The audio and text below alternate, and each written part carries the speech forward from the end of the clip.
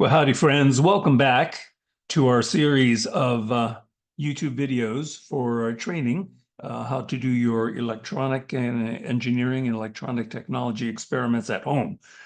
The series is continuing with today's topic number 3, which is troubleshooting AC series parallel experiments at home.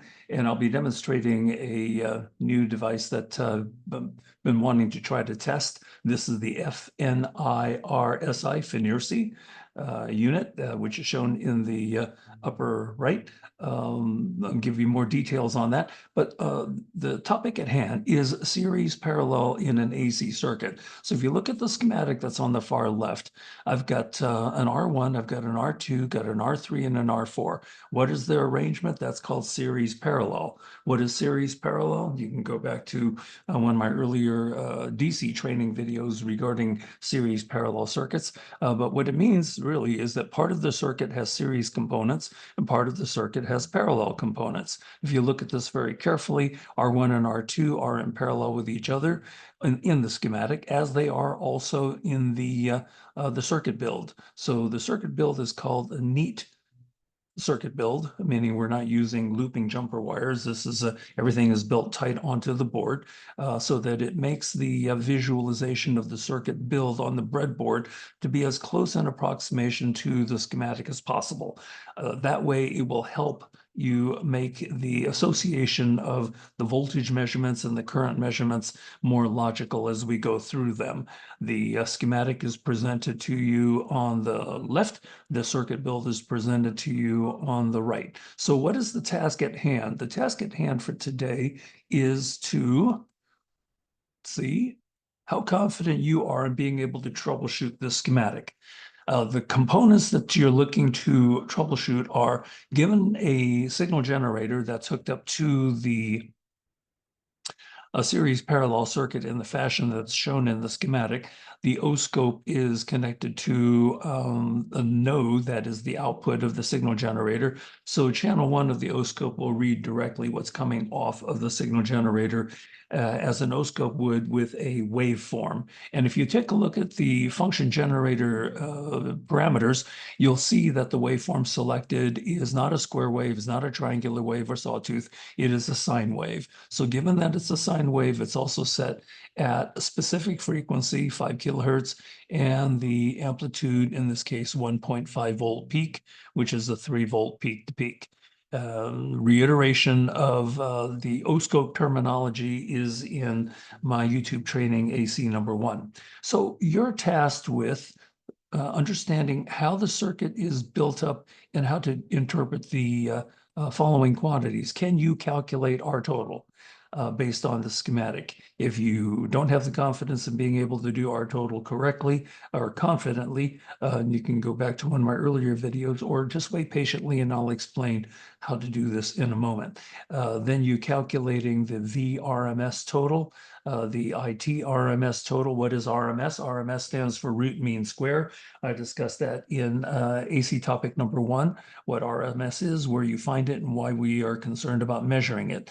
Just to reiterate the point, the difference between the peak quantities, which are shown with a subscript P, and the RMS quantities, which are shown with a subscript RMS, is that the peak quantities are read with your oscope. The oscope is a fancy voltmeter, is a glorified voltmeter that measures voltage based on its value as it changes over time. So you will get a graphical representation on the oscope, which is demonstrated slightly in the schematic, shows here 2 sine waves. The RMS quantity, however, is something that is very easily determined by a digital multimeter. So if you're using a digital multimeter set in the voltmeter mode, you can select in the voltmeter function whether it's going to measure AC voltage or DC voltage. And prior to this sequence of AC videos, we've confined our measurements of voltages to DC. We will begin to measure AC quantities in the RMS form on the digital multimeter shortly. So my recommendation is Copy these parameters down in your journal. For those of you who have not kept up with your journal, please do establish a good habit of documenting the terms that are of significance, quantities that are significant for you to calculate. Just jot them down in your notebook, cleanly, legibly copy the schematic, and that way you'll have a journal chronologically showing how your work and notes are following the sequence of training videos that are put together. So copy these parameters down, and I'll show you in the arrow in a moment as we go to the next slide where to begin troubleshooting this particular schematic for the specified parameters that I have so far. And let's go ahead with the next one. So here we go. Where do we begin? If you don't have a clear recollection on how to resolve series parallel circuits, then you really ought to go back to my DC topic number 8 YouTube lesson, and that goes through series parallel solutions in really, really good detail. If, however, you do feel confident and you do remember your lessons well, then let's go ahead and take a look at the task. The task in black says you're tasked with simplifying this schematic, this circuit, to a single R total. You've got 4 resistors here. How are you going to simplify this into an R total? Well, the sequence of steps is fairly basic. Step number 1, you want to combine any parallel components to, and in quotation marks here, an equivalent single resistor. So in step number 1, you're going to combine the R1 and R2 that you see in the schematic into a single equivalent resistance. You're going to make this parallel combination into 1. So you're reducing the circuit from 4 separate resistor values to 3 separate resistor values by combining the R1 and the R2. Then when you do the combination, then you're step number 2, you have to redraw the circuit. Redrawing is critical to your understanding how to work with series parallel circuits. You need to take the time to do the redraws. So that's what your journal is for. Redraw the circuit, redraw the 3 resistor circuit from this original 4 resistor circuit as a transition, simple series circuit in step number 2. Then in step number 3, you are then tasked with combining the remaining series resistors into a single R total, okay? And I'll show you step by step how this is done, but these are the steps as outlined. So step number 3 is you are to combine the remaining series resistors to a single R total. When you do that calculation, all right, you will have to redraw one more time to a final RT series circuit. Okay, you redraw one more time. So how many redraws do you have to do for this particular solution? You need to do 2 redraws. So you do one original draw, copy of the schematic, and then you do a redraw of that where you're reducing the 4 resistors down to 3. And then after calculating an RT, then you're going to redraw one more time to a simple series circuit that only has 1 resistance in it, and that will be your R total. So let's follow the arrow to the next slide and see step by step how we're going to accomplish this. Here we go. So the first task is you have to resolve R1, R2 that are in parallel with each other to a single equivalent REQ. So REQ in subscript, REQ stands for equivalent. And what that means is this is R1 and R2 combined into a single resistance. The redraw is shown on the right. The original schematic is shown on the left. So in the original schematic, we have 4 resistors, and the redraw shows 3 resistances. REQ1 is the combination of R1, R2. Now, if you recall, R1, R2, you don't just add these 2 values. This will not become a total of 15.1 kilo ohms. That's not how you resolve parallel resistances. If you don't remember how to resolve parallel resistances, then go to my DC topic number 6, and you'll relearn how to resolve parallel resistances. But the rule is this. When you have parallel resistances, such as what's shown on the left, R1, R2, parallel to each other, their equivalent resistance, their singular resistance that occurs as a result of combining these two, that equivalent resistance must always calculate to be less than the lowest ohmic branch. I repeat, must be less than the lowest ohmic branch. So look, R1 is a branch that has 5.1 kilo ohms. R2 has a branch that is 10 kilo ohms. When we combine these using parallel formula, then it turns out that the value works out to be 3.38 kilo ohms. You must make this calculation now. If you don't remember how, like I say, go back to DC topic number 6, try it out. And if you still are not able to be successful in calculating 3.38 kilo ohms, we have a pause here, giving you a moment to stop, do the calculation, come back in a moment, and I'll show you how this is done. So we will pause for now.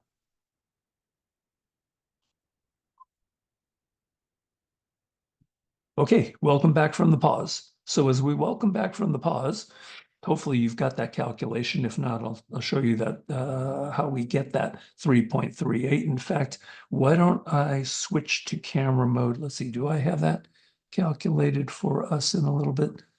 If I don't, in fact, yes, let me put this on pause and bring out the calculator. Pause, pause, pause, pause, pause. Okay, I'm not going to go back to DC topic number 6 and pull up the slides on how to do the calculation for and the formulas we use for parallel resistance, but let me just show you how we're going to combine this on the calculator. And these steps should not be unfamiliar to you. If they are in fact unfamiliar to you, then definitely go back to DC topic number 6 for a full lesson on parallel circuits. If you recall, what we do is start off with the calculator cleared, and then we will start off with the first resistor, which is 5.1, and we could hit the exponent 3, so that gives you a kilo, and then we're going to hit reciprocal right there. Then we're going to add that to the 10 kilo exponent 3, but we also have to reciprocate that. Once we reciprocate both resistor values, then we're going to, that was an add, we're going to hit equals. We get some interesting number. And then what we're going to do is we're going to reciprocate that one more time and then hit equals one last time. And that works out to be 3. And we would round this to 3.38 kilos. The kilo shows up in the calculator display, pardon the glare. So 3.38 kilo is how the calculation is done to give us the REQ, the equivalent resistance in our schematics. So what we'll do is we will go back to, oh yeah, with the prefix calculator, let me show you how to do it on a prefix calculator, which this guy is. So on a prefix calculator, we would take 5.1, and in the kilo, there's a separate kilo button that is on here. We would, kilo, yes, we would hit shift, and kilo is number 6. And by doing this, you can see I've got 5.1 kilo shown right there, and I have to reciprocate that. So the x-1 is my reciprocal key, so reciprocate that. Then I'm going to hit add, and I'm going to do a 10 kilo, and that would be shift kilo. So now I've got the 10 kilo up here on the display, 10 kilo, and I have to reciprocate that as well. So here's my x-1 reciprocal key. So now I've got the sum of 5.1 kilo reciprocated and 10 kilo reciprocated. Now I hit equals. Now I reciprocate one more time, x-1, and hit equals, equals. There's my 3.38 kilo as the symbol up here shows, 3.38 kilo. Okay, that being said, let's go back to our lesson. Okay, so back to the slide. Now you can see, and with confidence, hopefully you have practiced with me, how to resolve 5.1 kilo in parallel with 10 kilo ohms to become an equivalent resistance of 3.38 kilo. So yes, we should now have successfully reduced the schematic from 4 resistances down to 3 resistances. The next step is to reduce these 3 that are in series now into a single R total. And what that looks like is coming up. Here we go. So we combine the series resistances simply by adding them. So the R3 plus the REQ1 plus the R4 in series will give us R total. So you can do this in your head. You've got a 2 kilo here, 1 kilo here, so that's a total of 3 kilo. 3 kilo plus 3.38 kilo. Yes, you noodles said 6.38 kilo ohms is your R total. And it's very, very important we get this R total figure, and equally important that we have done the redraws along the way. Okay. And if you want to add this up with your calculator, you can, but I think you can do this in your head. All right. So let's go ahead and take a look and see what we've got coming up next. Aha. All right. So now we're going to use our circuit build, and we're going to verify our circuit build with the resistance measurements. So it's very important as we have the schematic as we had the schematic in hand, that the R1 is placed in the correct position, R2 is placed in the correct position, R3 up here is placed correctly, R4 is placed correctly. Not only are they placed correctly, did you pull them out of your resistor bags carefully? And now you're going to measure to make sure each resistor is in the correct position. Okay, very important. So we're going to do that. You want to create in your journal these blanks. You're going to create a measurement blank for R1, R2, R3, R4, REQ1, R total. So as you will have learned to build your circuit neatly, as we've done in all of my training videos. This format is called neat circuit building. And what that means is we're not using large looping jumper wires that are creating a spaghetti mess of wiring on the board. This very closely resembles the schematic layout, and there are some very interesting things along the way. Now, you might ask, okay, I've got the red rail supplying from the signal source onto the first resistor right here. Now, actually, it's not the first resistor, but it's connecting with R3. R3 is your 2 kilo ohm resistor. Then from R3, we come over to R1 and R2. Now, R1 and R2 are in parallel with each other. So my jumper from R3 to the parallel combination is this orange jumper here. Now, what makes devices in parallel with each other? If you remember the definition of parallel devices are in parallel if and only if, that's a very profound statement, if and only if the leads on one side, so in this case, look at the top side of these two resistors, the leads on one side meet at a common node, so they are connected with the orange jumper on top. Yes, they do meet. So that's one half of the stipulation for parallel. The other half of the stipulation for parallel relationship is that the leads on the other side of these resistors, meaning in the way that I've built my circuit and the way you should be building yours, the lower leads should meet at another common node. And so follow resistor number one. Resistor number one comes to row 28.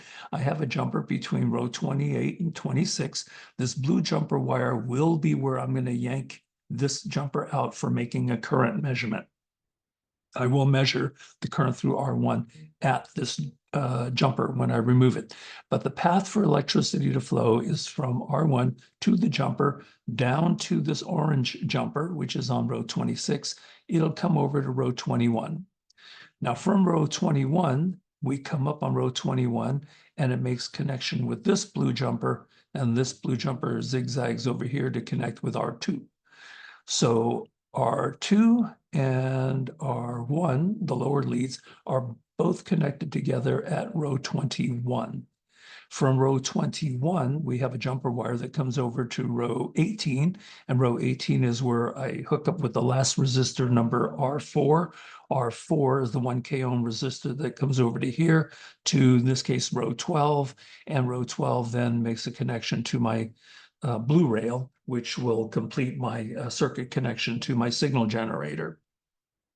Now, does your circuit have to look exactly like this? No, it does not. But you do need to build your circuit in a fashion with these pre-cut jumper wires. They're in your kit, and your resistor values. Now, I have two size resistor values. The standard size resistor values that come in your kit happen to be the smaller ones because I have big fumbly fingers and poor eyesight. I've elected to bring in a slightly larger wattage dissipation resistors. They are the same ohmic value, but because they're physically larger, they're easier for me to handle. Anyway, but the point is, when you go to build this, use the pre-cut, pre-bent jumper wires in whatever color fashion that works for you, but the electrical connections have to be identical to this. Do they have to be to the same row that I have set up? No, but just make sure that from the positive rail or from the red rail, we do have a connection with R3. R3 has to make a connection to the top of the pair of parallel resistors. The bottom of the pair of parallel resistors do have to meet at a common point, which in this case I've set up on row 21. And from that pair of parallel resistors, in fact, just as a reminder, any combination of parallel resistors, we nickname them to be a bank. So when we refer to a bank of resistors, we are talking about resistances that are in parallel with each other. Should you write that down in your journal? Bank in parentheses. Yes, you should write that down. What is a bank? A bank is a bunch of parallel resistances, okay? Now, that being said, this bank then makes a connection from row 21 to row 18. And again, you don't have to use these same row numbers, but you do have to make a connection with one end of R4, and then the other end of R4, wherever it ends up on your schematic, your circuit, then goes to the blue rail. And what I've done with these resistors is in my previous DC sequence of videos, the resistors are bent, they're cut, trimmed, so that I have plenty of lead on either side of the resistor for a hook to grab a hold of, and I have enough lead for this to go into the breadboard, but not tall enough that they come off the board too much. All right, so now we're going to make these measurements. So the slide says stop. We will pause and give you a moment to make these measurements and build the circuit. And see, the value of doing all of this at home, check this out, my friends, is this. You don't have the time in the laboratory in your school to be building these resistor circuits. These are very time consuming for you to do. So do this in the comfort and the leisure at home. And when you bring the circuit to school, you can verify these measurements in the school equipment using the laboratory bench devices that the school has set you up with to demonstrate to your professor that, yes, you can build it. Yes, you know how to measure it. And yes, the measurements jive with what it is that you expect to see in your schematic. So the value of all of these lessons I'm putting together is that you can do all of these at home and build all of these at home with confidence, and therefore maximize your lab time at school to be most beneficial to what it is that you and your professor need to review in the laboratory. All right, so that being said, I'm going to hit this on pause, give you a moment to, or moments or some time, build the circuit, and then we will show you the individual measurements, and I'll go through the measurements with you as well. All right, my friends, we're going to do the measure in a moment, but I just wanted to reiterate from the very first DC topic number 1 video through all of the DC sequence of training videos, I made a recommendation to you for a very budget conscious but very, very high value digital multimeter. This was the one that's in the affiliate links in the below your YouTube.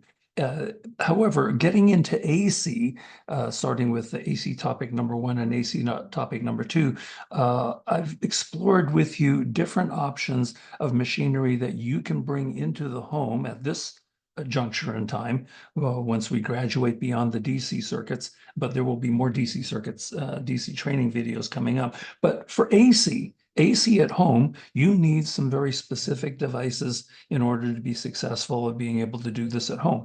And in AC topic number 1 and 2, I showed you my benchtop oscilloscope, benchtop signal generator, showed you the FNIRSI 3.8-inch screen, showed you picoscope.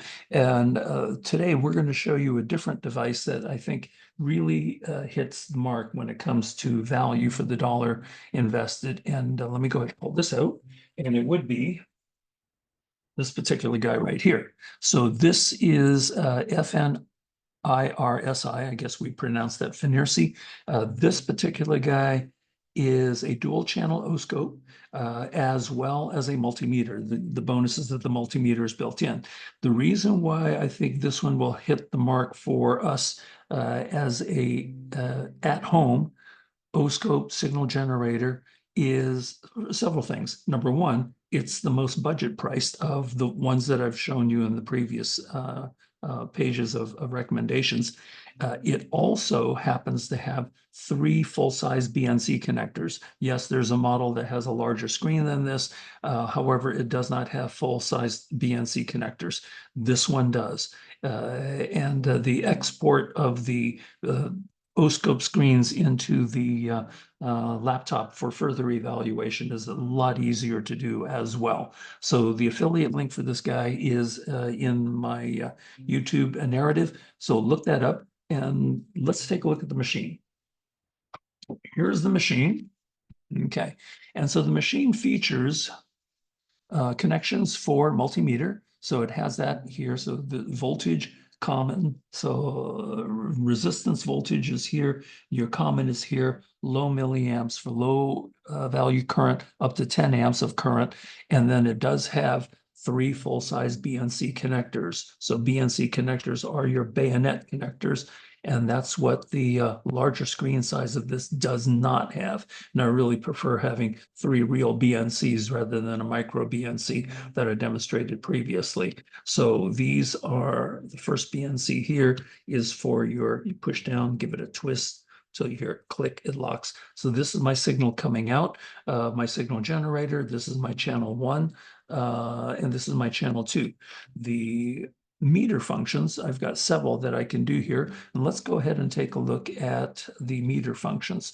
So we're going to hit menu, and in menu, let me bring this down as close as possible as I can.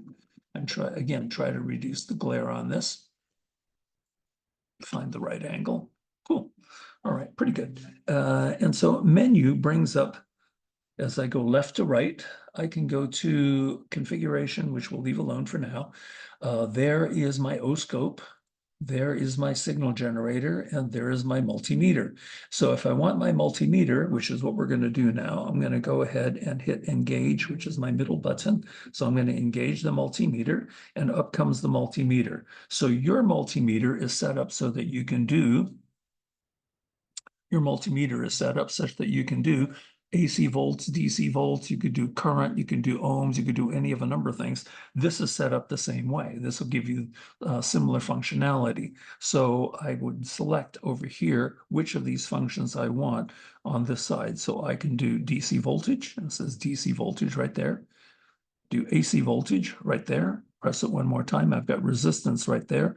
On the other side, I also have my current. So this would be DC current, high, so high level DC current. Press it another time. I've got low level DC current. Notice that the scale goes down to micro amps. And so DC high and DC low are there. If I press this another time, I've got AC high, and it's showing me units of full amps. And I press it one more time, and I've got AC low in units of microamps. So it's got a lot of digits. It's very easy to read. We're going to go back to read ohm meter. So here, and now it's set up to measure resistance. So that having been said, let's go ahead and examine the board. As I examine the board, what I'm going to do is remove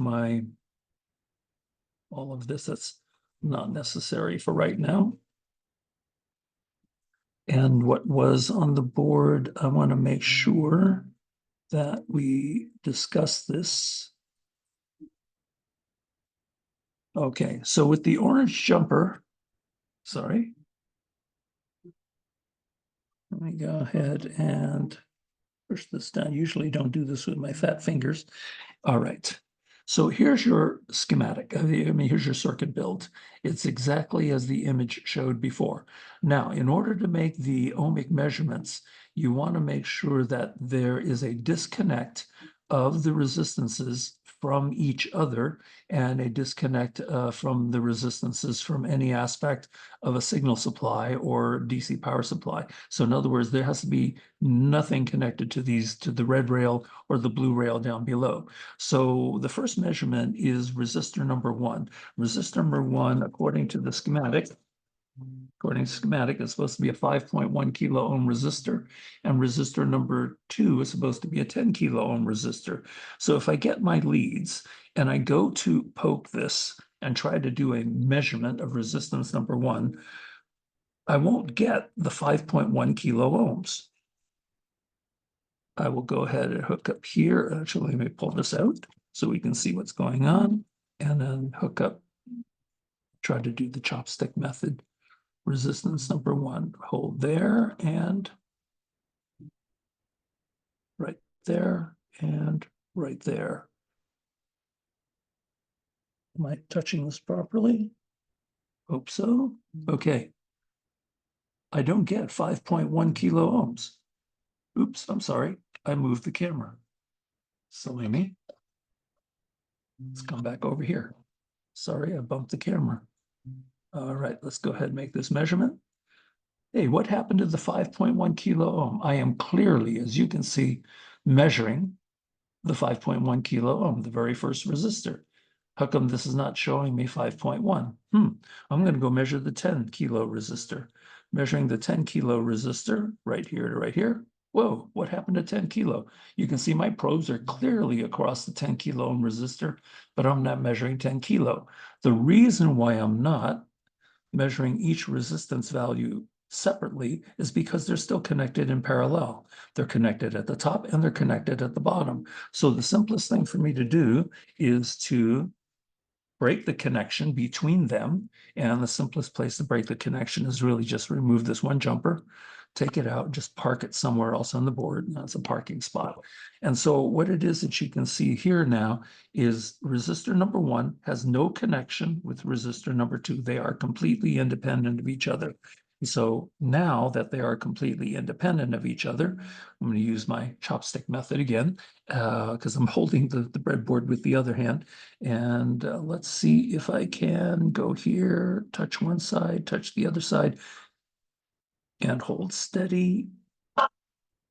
There we are. Came up for just a moment. Hard to do with one hand, doing one here and one here. Okay, we're expecting something close to 5.1 kilo ohms, and that's pretty darn close. 5.091 kilo ohms.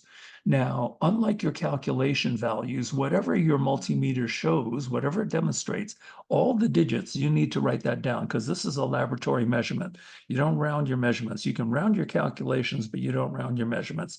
So instead of just simply 5.09, kilo ohms, you would make this 5.091.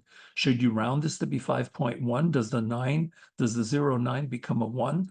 If we round it to one place, yes. But again, as I've said, this is a laboratory measurement. You need to write down all the values. So we have the 5.1 kilo ohms over here. Now let's test for the 10 kilo ohm resistor right here and right here. Hold steady. That helps if I'm actually in the right spot. Okay, we're expecting 10 kilo ohms. What do I have here? My probes are correct. They are across the R2, which is 10 kilo ohms, and the multimeter is showing me 9.96 kilo ohms. All right, so we are happy with R1 being fairly close to 5.1 kilo ohms and R2 being fairly close to 10 kilo ohms. So they are correct where they are placed in the circuit. Now, the next resistor to measure is our R3, and our R3 is supposed to be a 2 kilo ohm resistor. So let me see if I can hit this from this side of the board and not block the camera. go here and here. Oop, come here. This is kind of tricky. Yeah. Come on, all these years of practicing with chopsticks, you figure I'd be able to do it. Hey, okay, now I just have to press down firmly. Press down firmly. Oops, help, am I in the right place? Yes. All right, I'm expecting 2 kilo ohms as the schematic dictates, and my measurement is 1.996 kilo ohms. And again, you don't round this to 2, you don't round this to 1.99. You write down all the value, the digits of the value that your machine shows you. So you record 1.996 kilo ohms, and you record whatever yours measures. But for me, I would record the 1.996. And the last one here is the 1K ohm resistor. And the 1K ohm resistor, I'm going to come here. And am I come on, hold steady. Am I fairly close to 1 kilo? Yeah, pretty darn good. I've got 1.018 kilo ohms. Pretty nifty. All right, so that takes care of R1, R2, R3, and R4. But on your list, you had 2 more resistances. One was the equivalent resistance, which was the R1, R2 in parallel with each other. And then the last one was the total resistance. So in order for us to record the R1 parallel with R2, I do need to rebuild that relationship. So let me come over here. I can see the screen better. All right. Let me rebuild that relationship. Remember, we took this jumper wire, we parked it, so I have to put it back. And so let me go ahead and put it back. Oops, yanked it right back out. All right, so that's put back. And now let's just double check and make sure my connections on the top, they are connected to each other on top, so they're parallel up there. And are they connected down here? Lower lead, blue jumper, orange to row 21, lower lead here to blue jumper, over to row 21. So yes, they are all connected to row 21 at the bottom, so that they are now truly in parallel with each other. So let me go ahead, push those down, make sure we've got a good connection there. And let's go ahead and make a connection between here and here. Hold steady. Now we expected 3.38 kilo is what we calculated. Do I have a measurement that is close to 3.38? Yeah, you remember these resistances have tolerances, margins of error. They're just made that way. They're never going to be precise. But do we have something pretty close? That's pretty darn close. So you would record 3.374 kilo ohms. So we're close enough to the 3.38 kilo ohms that, in fact, there, if I press really hard, I get 3.380. Oh my gosh, it's amazing. All right, then you have an R total, and the R total of the circuit is measured here and here. And the R total we expect is something close to 6.38 kilo ohms. Let's see if I stab here and stab here. Do I get something close to 6.38? And am I stabbing in the right place? Hold on. Here. Oh, no. And here. All right. So we calculated 6.38 kilo ohms and we're getting 6.393 kilo ohms. That's pretty darn good. Hold steady. Now let me reposition the camera. Sorry. Reposition this. Show you the circuit carefully. And back to my chopsticks. And hold steady. Come on, hold steady. It's a lot of jittering in my hands. Sorry. Am I in the right place? Yeah, hold on. Squish everything back down. Make sure I've got good connections here, here, here. Okay, let's try this one more time. Here and here. And hold steady. And why do I have something quite a bit more? I should not have something quite a bit more because this is rebuilt correctly. Now, if I do this with both hands, might be a little different. Come on, here to here. All right, we expect 6.38 kilo ohms, and we see 6.392. I'm going to go with that. 6.392. Record that on my journal, 6.392, as being my R total. Cool. Right there, 6.392. Hold steady, hold steady. Bring this back up so you can see where I'm doing this. Hold steady, hold steady. There you go, 6.392, probes on the board, and value on the digital multimeter. Very nice. All right. So as a digital multimeter, it reads resistance just fine. And you verified all of the values. So now let's go ahead, go back to our PowerPoints and fill in the numbers. Okay, and so if you look at the slide sequence, this is a very nice slide because it shows the circuit build. Something you have should be very close approximation to what it is that we're looking at here.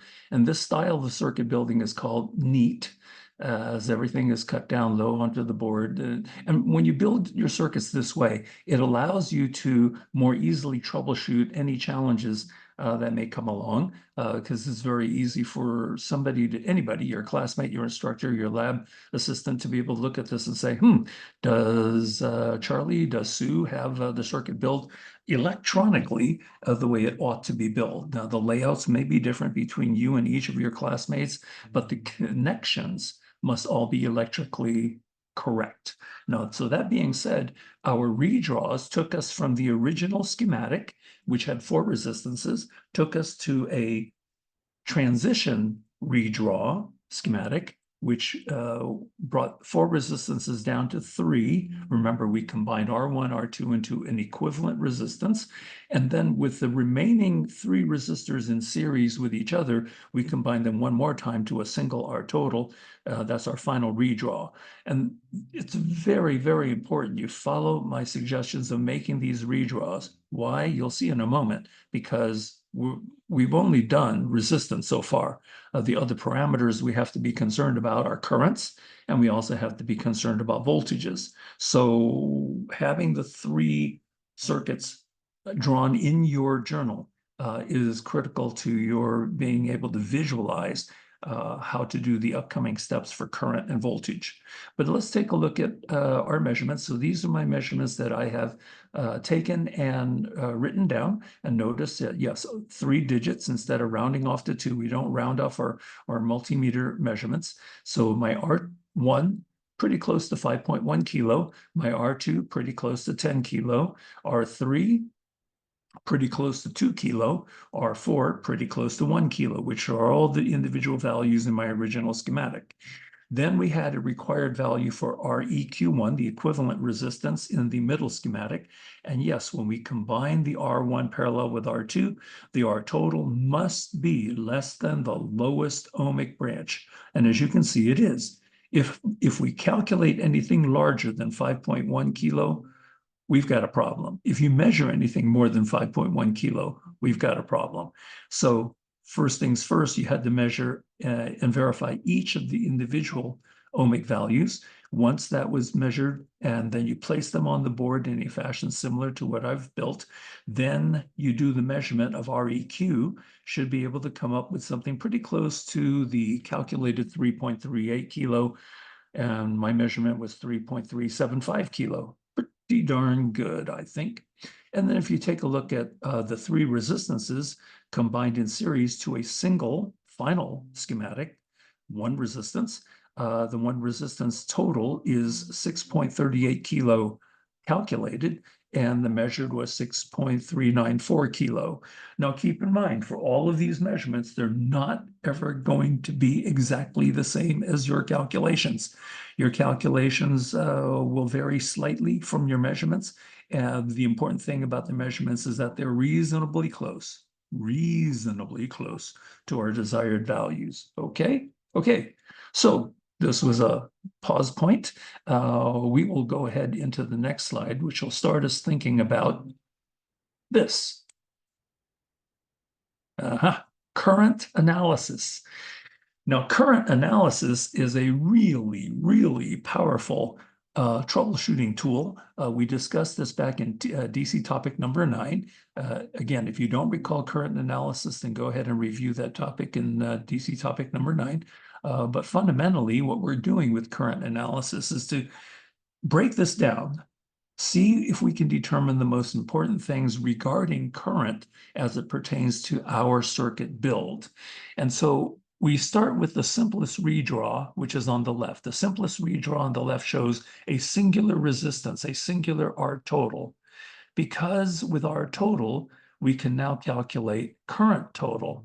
So look at my documentation here. Look at the words. It says as voltage source, VS. Now, VS, if you recall, is the same as VT. VT stands for voltage total. VS is your voltage source. They are synonymous. They are identical.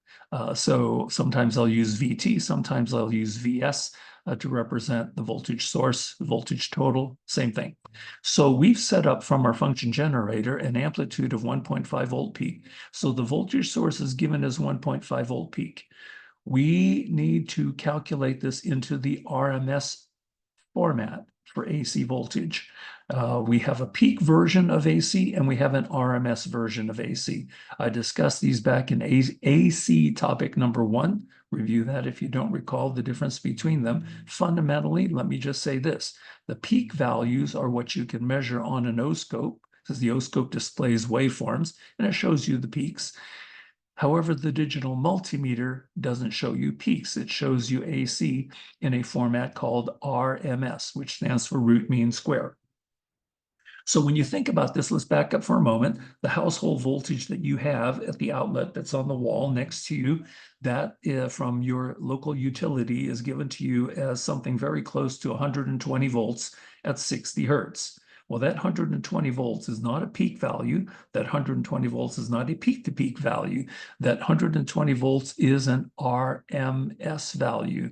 And if we very carefully and set our set our digital multimeters up carefully, yes, you can measure that 120 volts in the RMS format on your digital multimeter setup in voltmeter mode. Don't go sticking your oscope probes into the wall outlet. Not good. Okay, so we want to convert the peak value into RMS, and we've successfully done so by multiplying the source by 0.707. Why 0.707? Read your textbook, okay? We don't have the time to explain why 0.707 here, but the documentation's in your textbook. So just go ahead, read up on the deep math as to how this number comes about. Roughly 70.7% of the peak will be the approximate value of VRMS. So this 1.06 VRMS is what your digital multimeter will show. Okay, remember, the DMM used in the voltmeter mode shows you AC in the RMS format, not peak. All right, so what we're going to do, now that we have the voltage source in RMS format, you want to use Ohm's law, and you want to calculate I total. I total is the total current in this simple series circuit. You have a signal source, 1.5 volt peak, which is also 1.06 VRMS. That is supplying the circuit with one resistance. Well, if you have the voltage and you have the resistance, you can calculate current using Ohm's law. So VRMS divided by R total will calculate to be 166.14 microamps RMS. Micro, not milli, not nano, not pico, not kilo, not tera. You should know your metric prefixes by now. This is a 10 power -6, okay, on your calculator. And I'll do this calculation with you in a moment just so that you can feel good about how this number comes about on your own calculator. But here we go. This is the connection that's really important about your redraws. You have a single resistance shown on the left. Let's bring that back. Let's bring that back to the right. Where did this R total come from? The R total came from the circuit on the right. The circuit on the right shows the 3 resistances that make up total resistance. The 3 resistances were R3 on top, REQ1 on the left, and R4 on the bottom. These 3 resistances added up gave you an R total of 6.38 kilo ohms. Well, the reason why we want to come back to this redraw is we want to make this association. What's it say in bold, big yellow print at the bottom?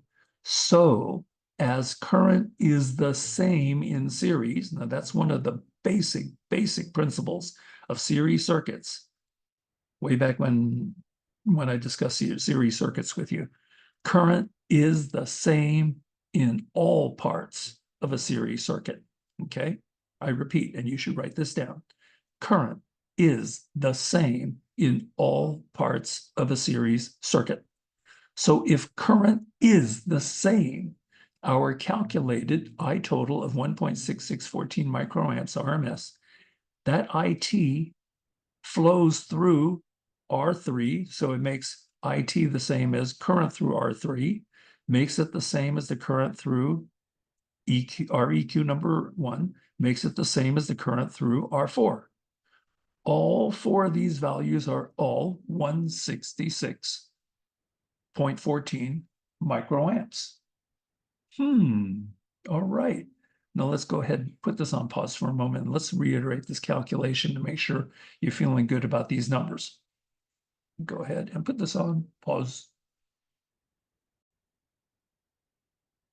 Okay, so let's go ahead and review the calculations. We took the 1.5 volt peak and converted it into an RMS form of AC. So the way we do that, calculator is on, hit AC. We'll start off with 1.5. So 1.5 shows up there, and we're going to multiply this by 0.707. And so I have 1.5 multiplied by 0.707. Go ahead and hit equals. And there's my 1.06 VRMS. And with calculators, as I mentioned, you can round to the nearest hundredth. So that will be 1.06 VRMS. Now, very important for us to know here, it is not just 1.06. It is 1.0605 VRMS. So what we're going to find is, as we're going to use the rounded off answer, we're going to use 1.06 in all subsequent calculations. It actually is 1.0605. So we're not going to bring in this trailing bunch of giblets after the 0.06 in our calculations. But if we were to, our sequence of calculations will be ever more accurate. So we're going to use a rounded off answer for all of our subsequent calculations. So we're going to take the 1.06 as our voltage source now. That being said, so I'm going to hit clear 1.06 and only 1.06. I'm going to divide that by our total ohms, which was 6.38 kilo, which I can use the prefix kilo. So shift kilo. So it shows up as a kilo, 6.38 kilo, and then hit equals.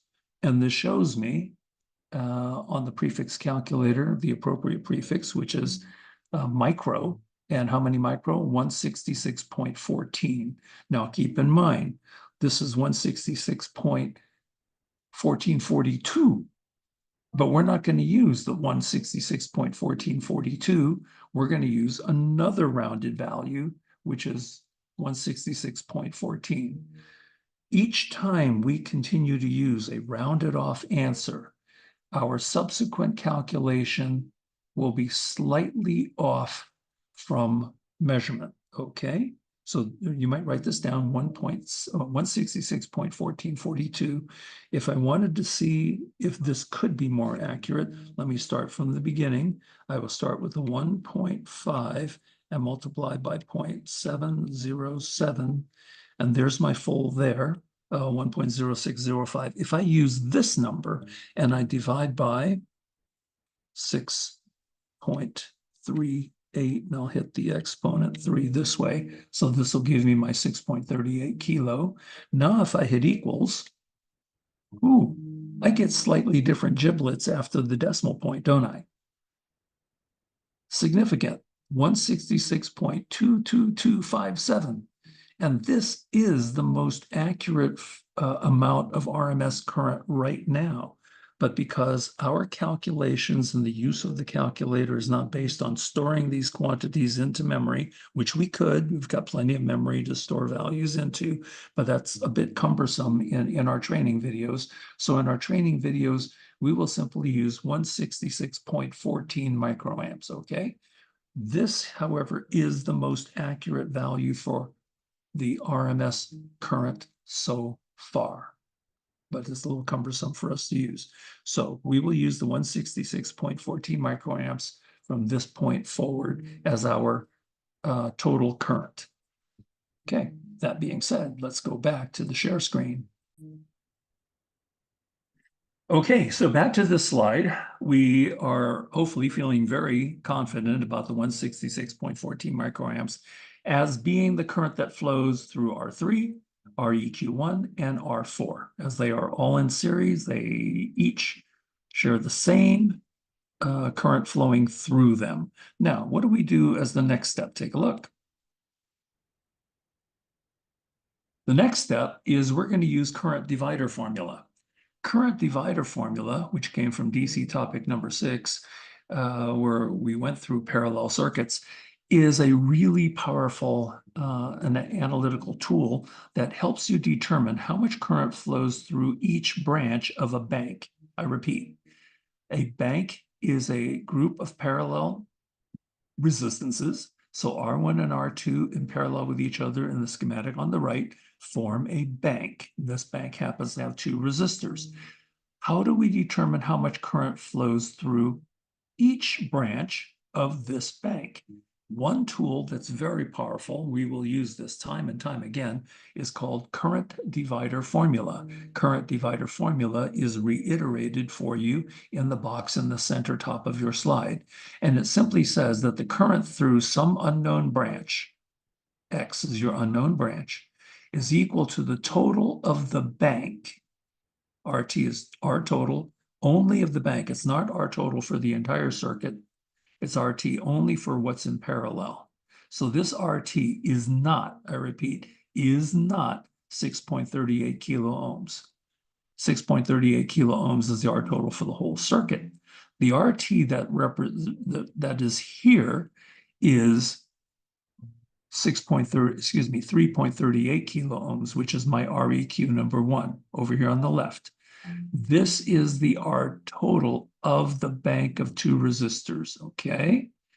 Then we will divide that by the unknown, by the resistance of the branch we're interested in. Take a look here. First formula, my current through R1 is equal to REQ number 1. And as I've said, the R total in the general form of the formula in this case is REQ number 1. That's shown over here, circuit on the left. It is the total of the 2 combined in parallel. That's why it is the numerator. And it will be divided by the value of R1, which is 5.1 kilo ohms. So when we take that and multiply that by our total current of 166.14 microamps, we should be able to calculate 110.46 microamps.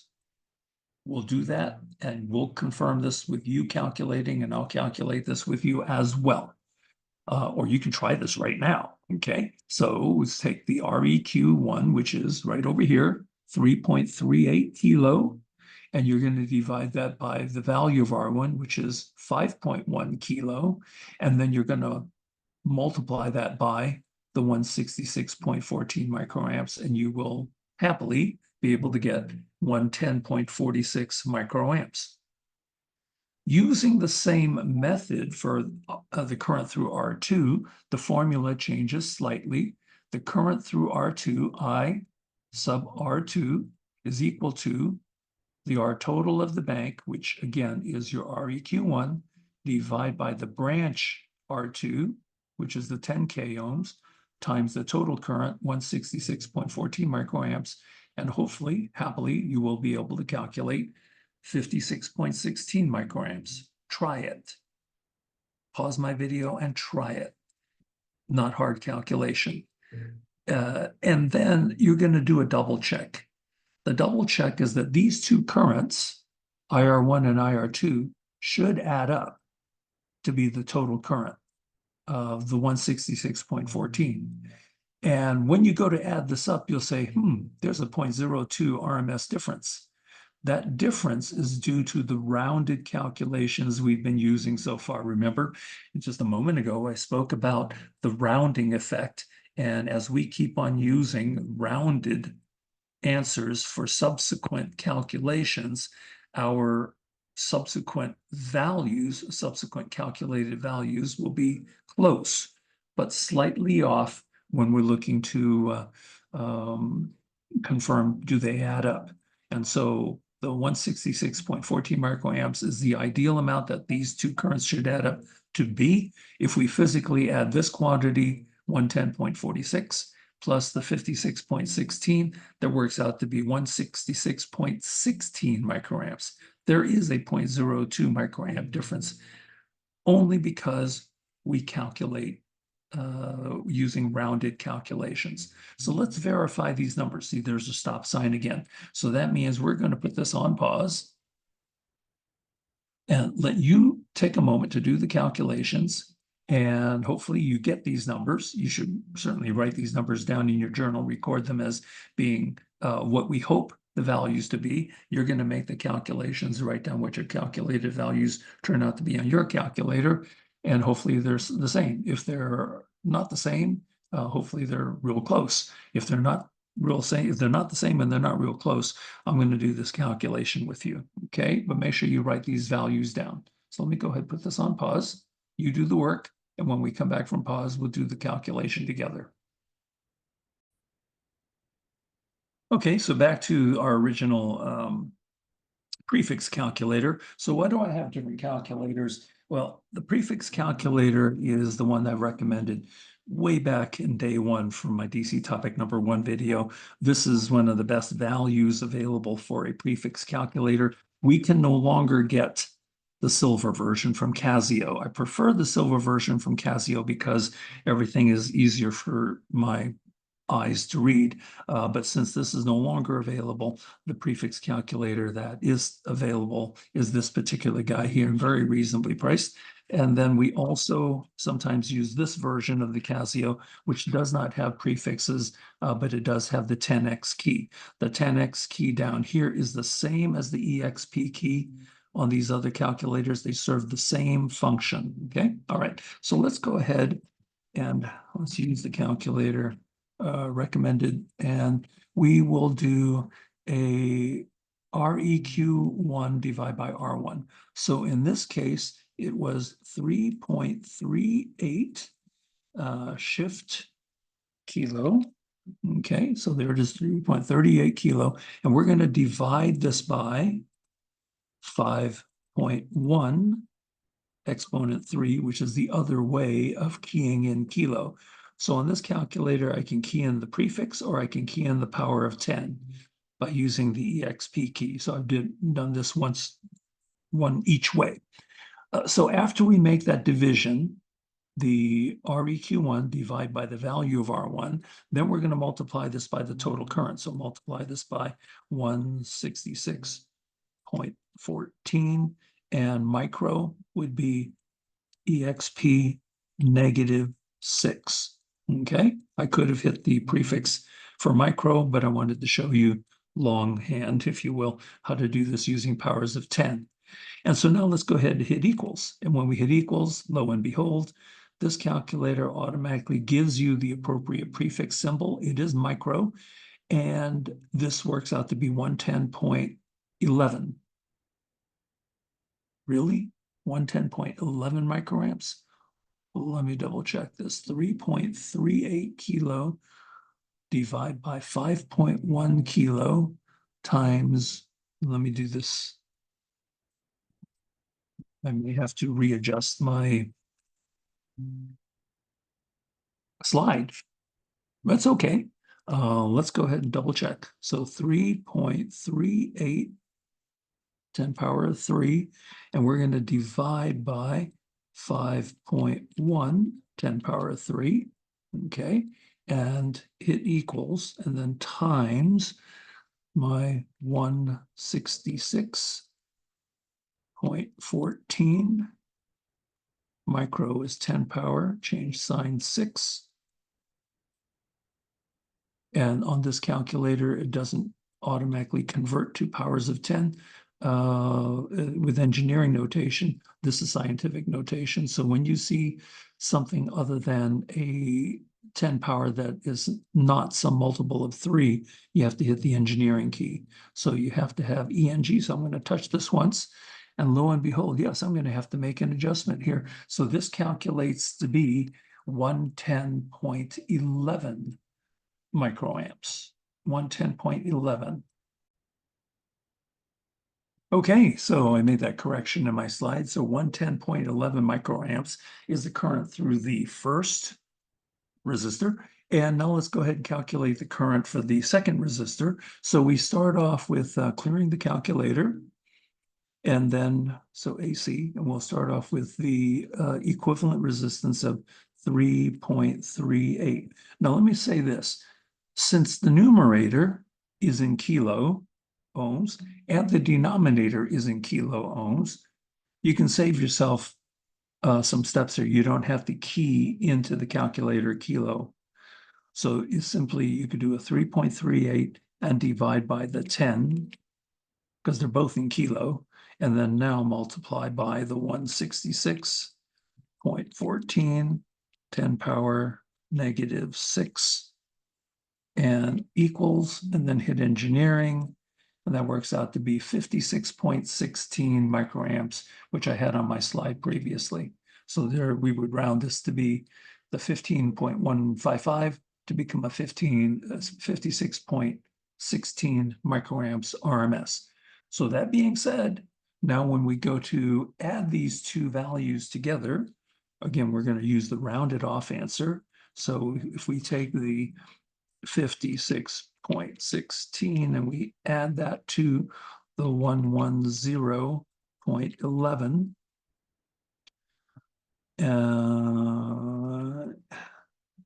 okay, we're not going to come up with exactly 166.14 microamps. Why? Because we did not use the most accurate form of each of these values in memory. Okay, all right. So that being said, we are pretty darn close. All right, armed with these two currents, the 110.11 microamps of current through R1 and this current of 56.16 microamps through R2. How did we determine these? We determined these. One method is to use current divider formula, which we should practice a lot of because it's a very, very powerful analytical tool. Could we have done these calculations using Ohm's law? Yes, but that's a topic for another video. Now, let's go ahead from here and see how we're going to apply these currents to allow us to determine voltages of interest, okay? And that'll look like the next slide. All right, these voltages are really important for us to be able to determine because these are the format of AC voltage that you will actually be measuring using your multimeter, okay? So let's take a look at the first multimeter measurement, which is based on this calculation for VR1. Ohm's law says the voltage for R1 is the current through R1 times the value of R1. In this particular case, it's the 110.11 microamps RMS. That was the current through R1. We calculated that in the previous slide. And we're going to multiply that by the ohms of R1. And when we go to do so, you will calculate 561.56 millivolts RMS. And I wrote down here is VREQ1 approximately. Yeah, you'll see why in a moment. When we do the calculation for VR2, VR2 is the current of R2, IR2 times the value of ohms of R2. So in this case, it is the 56.16 microamps we calculated a moment earlier in the previous slide, multiplied by the ohms of R2. Different current, different ohms from first current, first set of ohms, but look how close the calculation works out to be. It turns out the voltage across R2 is 561.60 millivolts RMS. Ooh, they're very close. The voltage across R1 and the voltage across R2 is approximately the voltage we are looking for across REQ1. Remember, REQ1 was the combination of the two parallel resistances.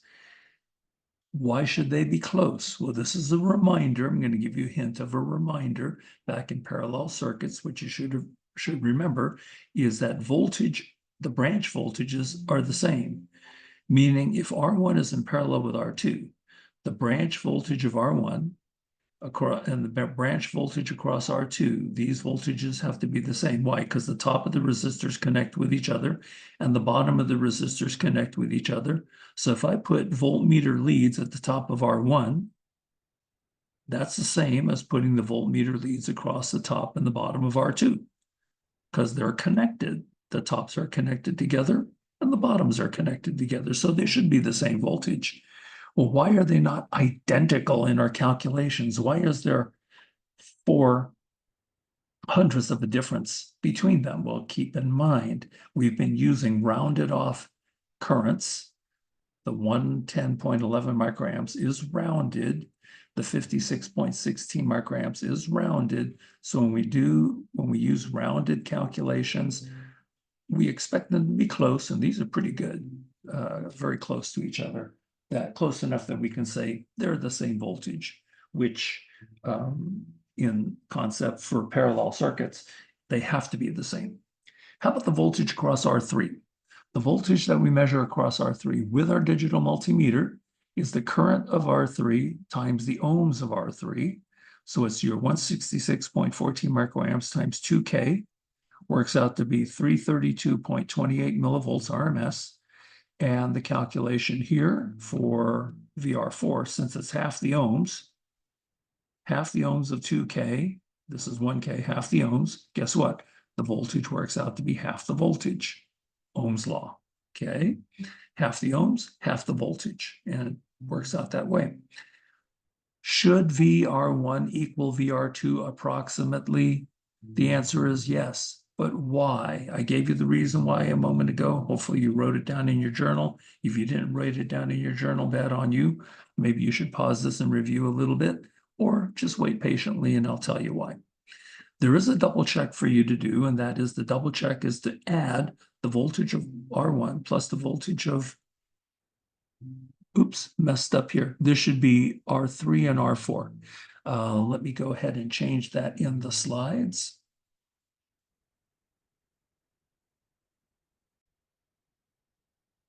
All right, I really do enjoy making these videos for you, and hopefully you find them helpful and not just entertaining, but practical in terms of us looking at a real world schematic here, analyzing it to bits, and then doing the calculations to make sure that you feel adept and confident in doing so, because the calculations are your predictions of what it is that you should measure. You should never, ever, ever measure without knowing in advance what you expect to see on your equipment. So as I'm going through putting these together, as each one of these is very time consuming, takes me 2-3 days to do one. I enthusiastically do a lot of copying and pasting. So this is correct now at the bottom of the slide. The double check is you're going to add the voltage across R3 plus the voltage across R4. So look at the 3 resistors we have in the inset.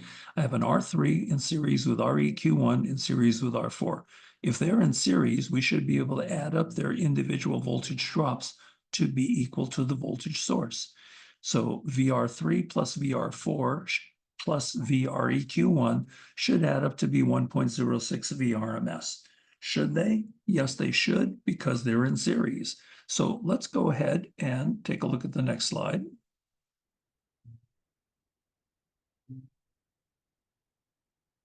And the numbers on the bottom are the addition. So this is, look at the title. The title of this slide is Reminder of Concepts Previously Learned. Should VR1 equal to VR2 approximately? Yes. Why? Because parallel resistors have the same voltage. Write that down. Parallel resistors have the same voltage. That's from DC topic number 6 YouTube training video. The next question is, should VR3 plus VR4 plus VREQ1, should the sum of these three voltages across these three series resistors add up to be the total, which is the voltage source? The answer is yes. You're reminded that series circuits divide voltage. So as series circuits divide voltage, what that means is the voltage source of 1.06 Vrms is divided between the three resistances proportionally. The bigger one here, 2K, will get twice as much as the 1K, but both of these will be less than the voltage across REQ number 3. REQ number 3, since the biggest ohms will have the biggest portion of the 1.06 Vrms. So series circuits divide voltage such that voltage source equals voltage total is equal to the sum of your voltage drops in series. That comes from my DC topic number 5 YouTube training. So here are the numbers: VR3 plus VR4 plus VREQ1. The sum of these three voltages should add up to 1.06 Vrms, voltage source. And here are the numbers: your 332.28 millivolts RMS for voltage across R3, plus the voltage 166.14 millivolts RMS, which is the voltage across R4, plus the voltage 161.58 milliVRMS, which is the voltage across REQ1. The sum of these three values should add up to be 1.06, and they do very, very close to being 1.06. It's 1.06 and some giblet of digits afterwards. Yeah, and also as you look at the three values, does the largest value, is it in fact associated with the largest ohms of the three? Yes, it is. That's called proportional distribution, which is what we discussed in DC topic number 5. So the largest ohms in series gets the largest volts. The smallest ohms in series, which is R4, 1K, gets the smallest volts. And in the middle, ohms of the three, which is the 2K, gets the middle amount of voltage. When we go to add them up, they add up to be the source total. Cool stuff. Now, the next part of your troubleshooting, the next part of your analysis is right here. Previous concepts learned, okay?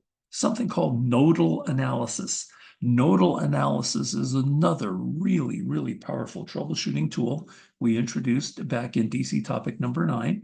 And nodal analysis fundamentally says this. I'll repeat it, and you should already have it in your journals, but the sum of currents entering any node must equal the sum of currents exiting that node. That comes from DC topic number 9. If you don't have that written down in your journal, look it up. But what it says formula-wise is if I add IR1 plus IR2, that should add up to be the total of 166.14 microamps. Should it? The answer is yes. How does this work? Okay, let's analyze what happens at node A. And I have node A in blue. And it says at node A, I have a total current going into the node from R3. The current going into the node is 166.14 microamps going into node A. When it goes into node A, it's going to split two paths. One path will split down to become IR2, the current through the second resistor. The other split will be the current through R1, and it's known as IR1. So how does this split? Well, we calculated IR1 as 110.11 microamps, and we calculated IR2 as being 56.16 microamps. Do the both of these add up to be pretty darn close to the 166? The answer is yes, okay? So when we add the sum of currents leaving the node must equal the sum of currents entering the node. So let's see what happens at node B. At node B, indicated with the blue letter capital B here, we have some other interesting things happen. I write down that IR1 combines with IR2. IR1 comes down on the left and it goes towards nodes B. IR2 comes down from up above, and these two currents sum So the 56.16 microamps RMS plus the 110.11 microamps RMS, these two currents sum, they combine at node B. And what exits node B is your total current of 166.14 microamps. Cool. So the topic video for nodal analysis, the sum of currents going into any node must equal the sum of currents exiting that node. In fact, I think I'm going to pause this video and jam that in here just so that we'll have it as part of this slide. So let me go ahead and hit pause. Okay, this is such an important reminder.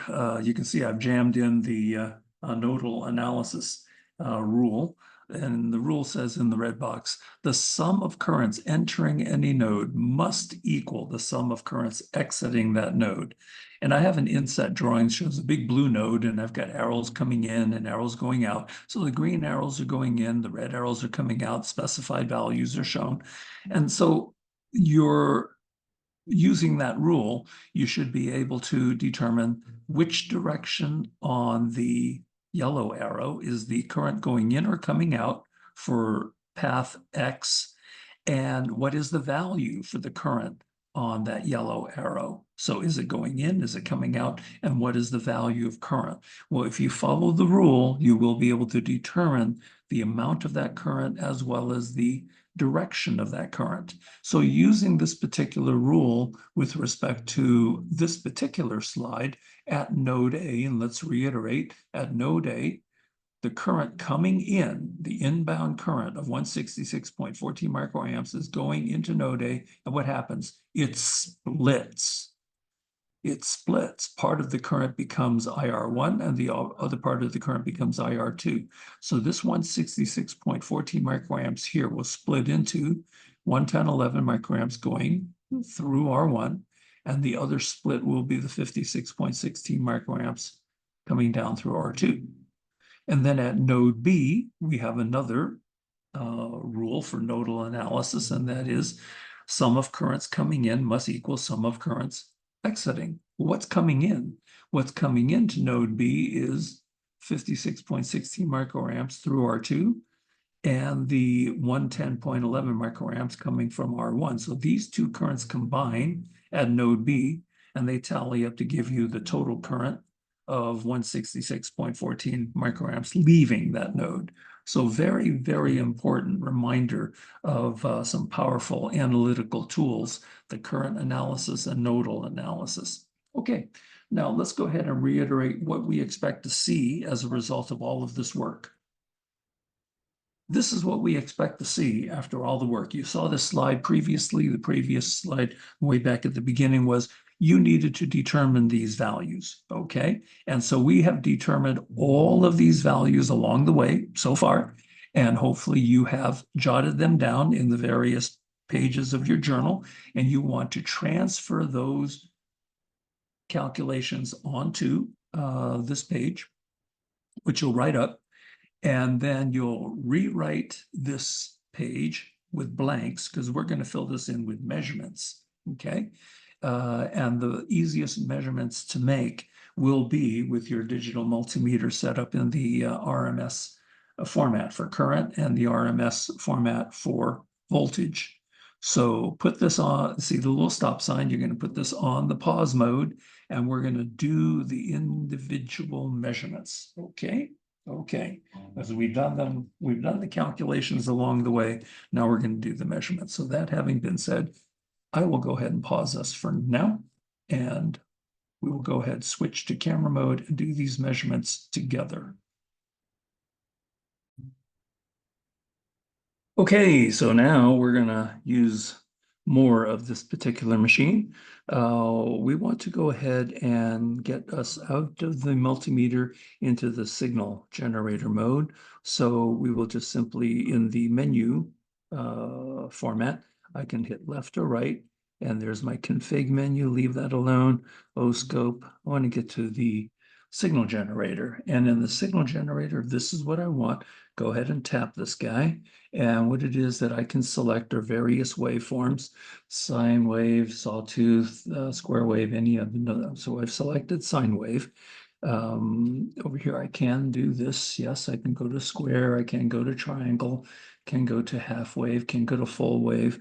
I want to go and leave this on sine wave. And then for sine wave, if I want to come over and adjust frequency, I hit this cursor arrow, come over here, and now these become selectable. And so for frequency, I can tap frequency and make this adjustment and come over to, I can change this from 1 kilo to go up 2 kilo, 3 kilo, whatever I want. I'm going to leave this at 1 kilo for now. I can come back over here and go down to, one more time.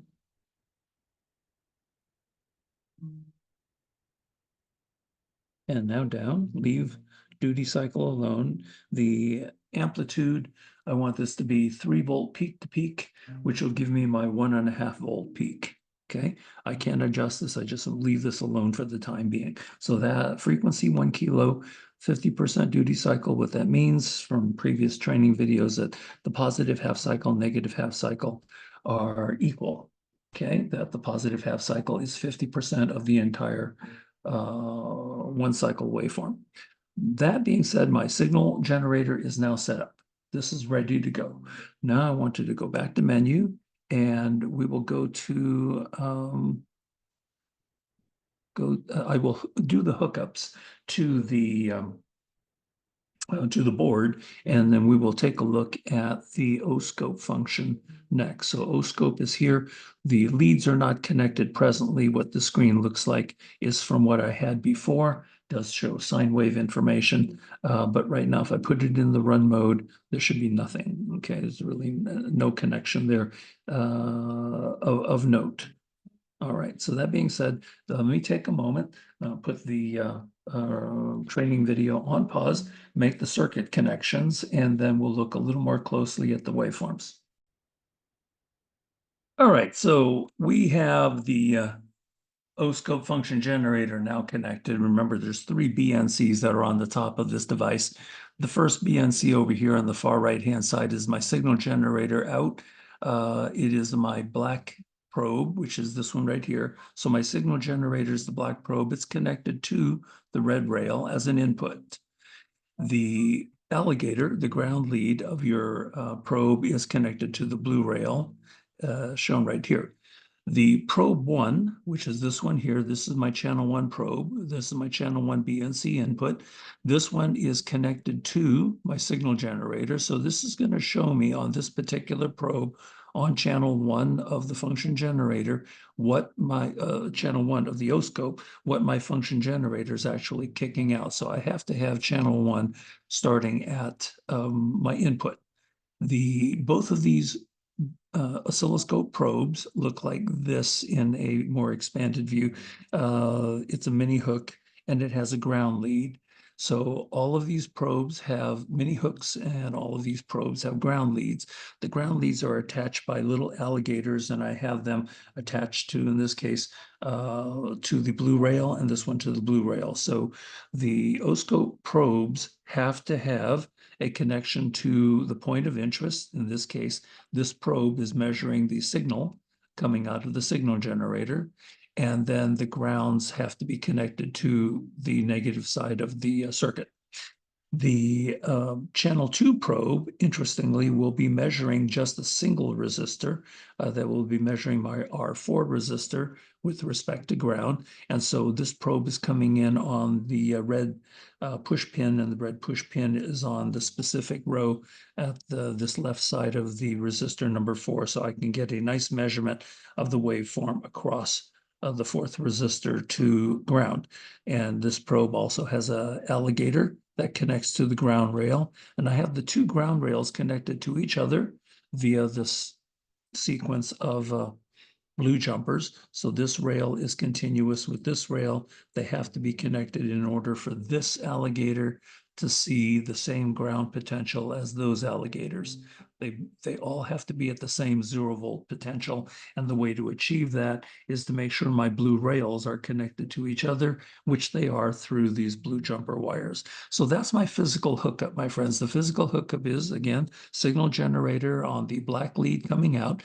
Channel 1 goes into here. Channel 2 goes into here.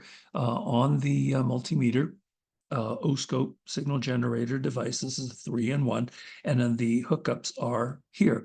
The layout is identical to what you've seen before. My R1 is here, my R2 is here, my R3 is here, my R4 is here. So what we'll do now is we'll turn on the device. On is here, sorry. FNIRSI. And this model 2C23T. And let's go ahead and double check our signal generator. Signal generator is here. Go ahead and engage. And the signal generator previously sine wave 1 kilohertz at 3-volt peak to peak. So that's okay. We'll leave that guy alone for right now. We're happy with that. Let's go back to menu, and it is on. It shows on right up here. And go here, and let's go to our O-scope, and our O-scope may initially show nothing, but in this case, it did come up with something. If it doesn't come up with anything, you hit the auto button, and the auto button will take whatever is on the board that it can read. When you hit the auto button, it'll lock in, it'll do its thing, and it'll show us channel 1 in blue. It'll show us channel 2 in orange.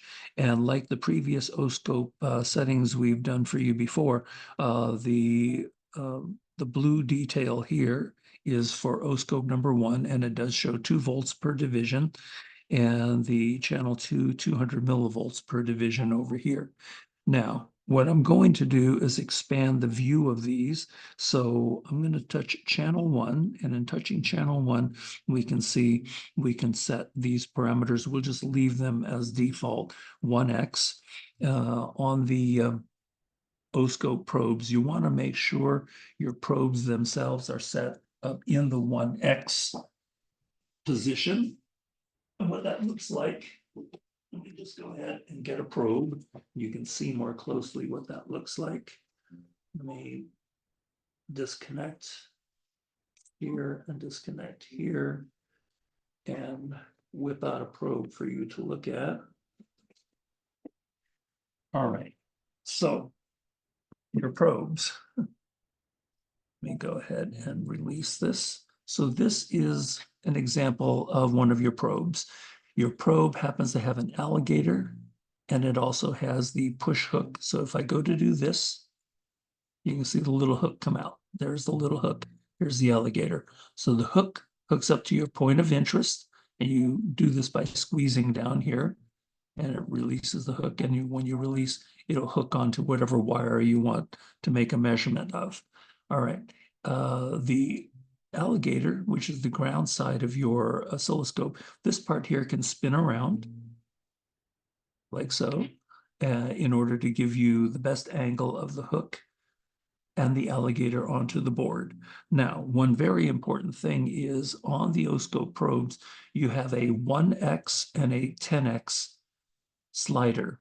Okay, the slider will go between 1x and 10x. So 1 time versus 10 times. So this changes the sensitivity of the probe, and you always want all of these to the 1x position. So make sure this is slid to the 1x position for all 3. So the signal generator is 1x, the channel number 1 is 1x, the channel number 2 is 1x. And actually what comes with the FNIRS, the model 2C23T, is this connector. This is a great little connector. So this is the BNC side of things, and the BNC side for your signal generator attaches to this top one here. And what's interesting about what comes with this happens to be alligators. And the alligators will work fine. This serves the same function as my black probe over here. I happen to just prefer using a probe as opposed to alligator because I can get a little more precise grabbing of the wire that I want. But in lieu of not having a third oscilloscope probe, this works out just fine. And this is a much better arrangement than the previous FNIRSI device that I had that was with a much larger screen. This one has a real BNC connector for signal generator. And yes, these alligators will work just fine in place of this black probe. So I'm going to set this aside. This is I wanted to show you this is what comes with this. And then also wanted to show you what a probe looks like with the 1X slider and the little alligator connector. So this is what the probes actually look like when you look at the entire probe itself. Okay, all right. So I happen to have the probes attached and have them all set to the 1X position. And now we're ready to play with the waveform. So on the oscilloscope, channel 1, I'm going to do this. I'm going to move the waveform down to the 0 line. And the way I do this is I want to make sure as close as possible that little triangle here rests right on the 0 volts DC reference line. So just be gentle with this. Tick, tick, tick, tick, tick. Okay, that's pretty spot on. Now I want to do this. Okay, that's good. And now go to channel 2. And on channel 2, all right, I can change its voltage, which is fine. I want to do a move and move this up.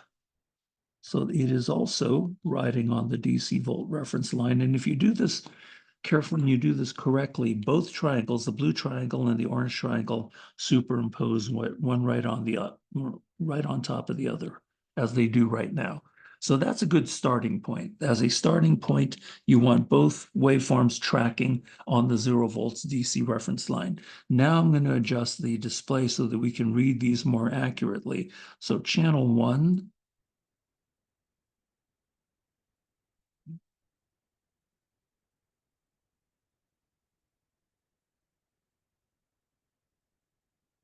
Oops, come back here.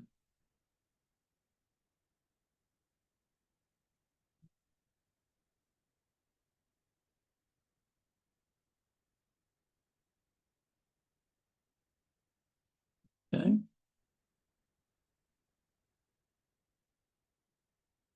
Hold on just one sec. Let me play with this.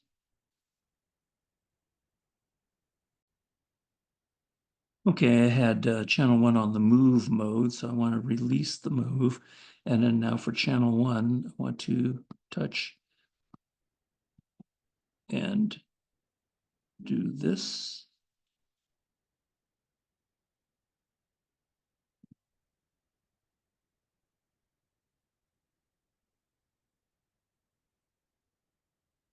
And move.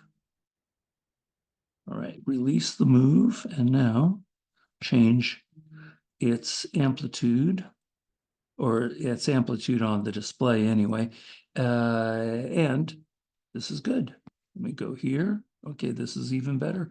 I want to make each waveform as large as I can make it.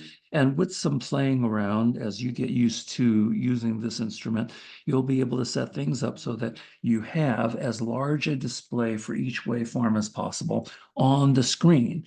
By making each display as large as possible on the screen, now let me go ahead and put this on pause so it's not flickering. So pause, we now have this in red. So it's given us a freezing of the waveforms. So this allows us to better read what's going on. So the blue waveform is channel 1, and channel 1 in in the blue comes up, and I have an RMS value right here. We expected the RMS to be something close to 1.06 VRMS. Well, the RMS that we have here is 1.13 VRMS because my signal coming out of the function generator is just a little on the hot side.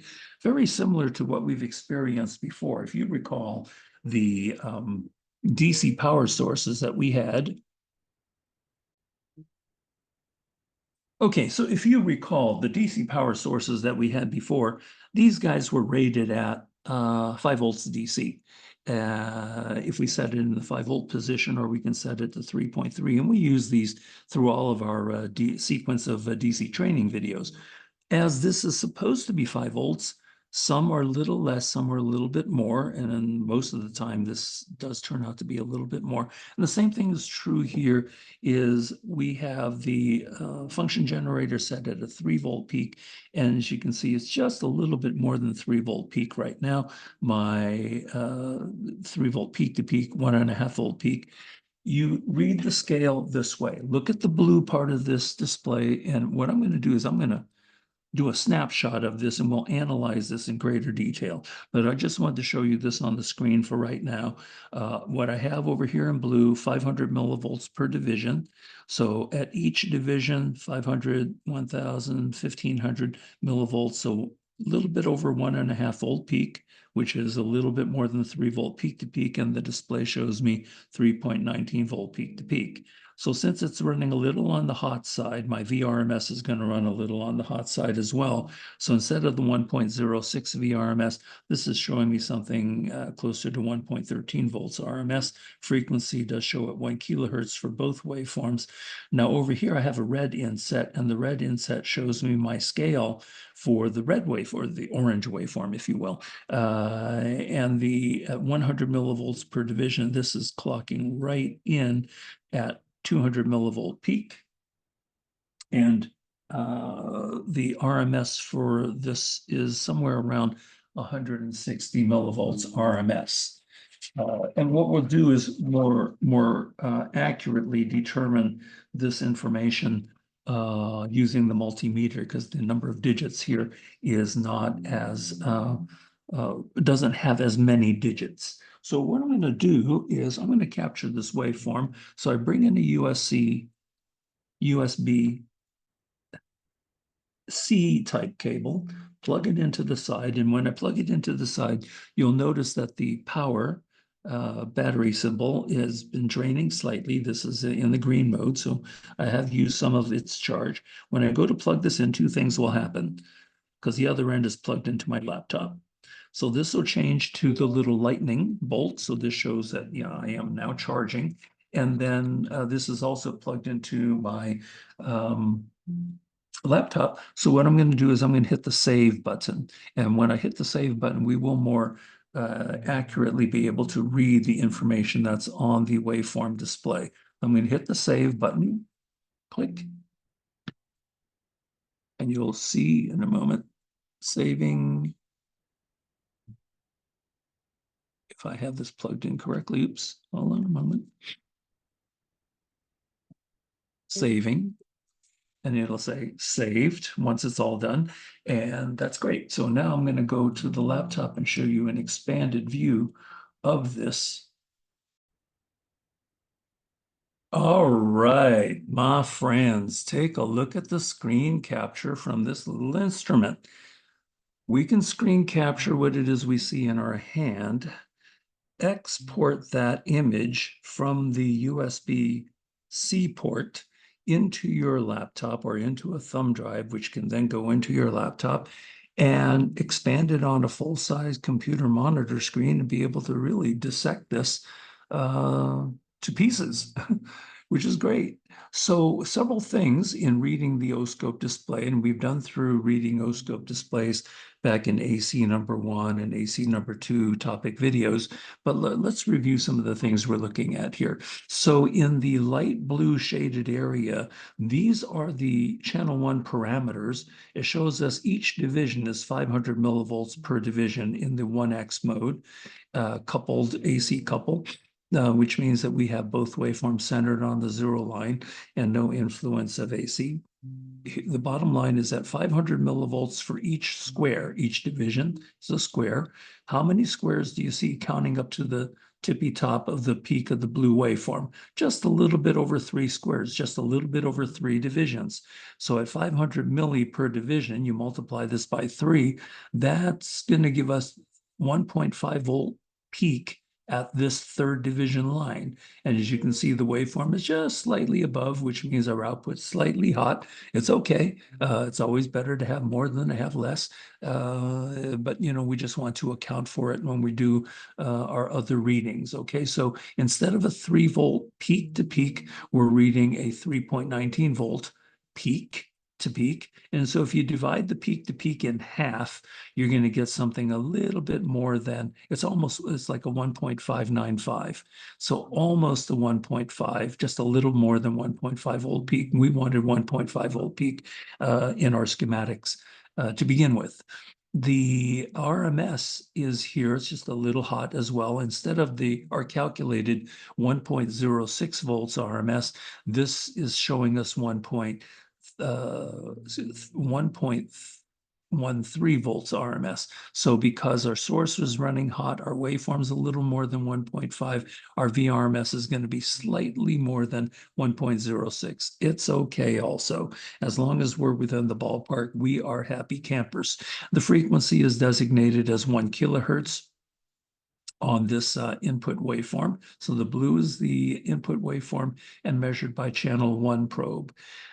Channel 2 probe I have connected on my circuit across R4 with respect to ground. And in channel 4 is reading a peak to peak of 0.45 or 450 millivolts, or as it turns out to be 225 millivolt peak.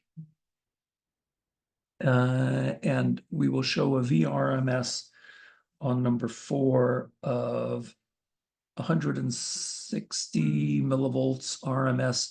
And what we were able to determine in our calculations was 166 VRMS. Okay, so pretty close to what it is we expect to see for channel 2. Now, channel 2 shows over here in orange that each division is 100 millivolts per division. So if we count the number of squares from the 0 line up to the tippy top of the orange waveform, we count just a little bit over 2 divisions. So 2 times 100 millivolts per division, you're looking at a little bit more than 200 millivolt peak. If we double that, it's a little more than 400 millivolt peak. And so it shows a peak to peak of about 0.45. Frequency at 1 kilohertz. So a lot of information is read here. The trigger, meaning which signal does the oscope lock in on to establish the waveforms on display. That's called trigger. And the trigger is set to channel 1. We can set the trigger to either of these 2 inputs. I've selected it to channel 1 to trigger. And in the horizontal number of divisions, the time base, as we discussed back in previous topic, AC topic 1 and AC topic 2, the time base is given as 200 microseconds for each division. So count this up. How many divisions for one cycle? From here, the waveform goes up to a positive peak, down to 0, down to a negative peak, and back to 0. So one cycle is from here to here, and then the next cycle begins from this point onward. So how many divisions is there between the beginning of the cycle to the end of the cycle? We count 1 division, 2, 3, 4, 5. Well, check this out, my friends. 5 divisions times 200 microseconds for each division calculates to be 1,000 microseconds. 1,000 microseconds is 1 millisecond. 1 millisecond as a period is 1 kilohertz. Okay. Now, these terms are not familiar to you. I'm talking about cycle, I'm talking about period, I'm talking about frequency. Then please do revisit AC topic number 1 video, and these terms will become second nature to you. But it's really nice that we're able to expand the display from the 2.5, 2.8 inch, whatever size display we have here, to something that fills your entire monitor screen so that we can look at this with greater detail. All right, so what I'm going to do is put us back on pause and go back to measurement mode, and we will go ahead and measure the VRMSs and the current in RMS format as we've predicted from before. This is the portion of using the device in the oscope mode. So now we'll go into using this as the voltmeter mode for AC RMS for volts and AC RMS for current, and see how close these numbers come to our calculations. Pause. All right, so back to camera mode. I've removed the channel 2 probe because it's not necessary. Channel 2 probe for this part of our measurements was for displaying the orange waveform for channel 2, but we're going to go into the digital voltmeter mode to do the rest of our measurements. So I'm going to switch this menu from oscope over to multimeter. So there's the multimeter. Press this to engage multimeter. Then I have to select of a variety of different parameters the multimeter is capable of. I need to get it into the voltmeter mode. So I will go ahead and tap there one time. And when I tap here one time, I get DC voltage, which is not what I want. Tap it one more time, I get AC voltage, which is what I do want. And if I tap it yet one more time, I can get resistance, which was what we had used previously to measure our resistance values. So let's go back, DC voltage, AC voltage right here. And so the AC voltage, as we're going to measure here, will be in RMS format, okay?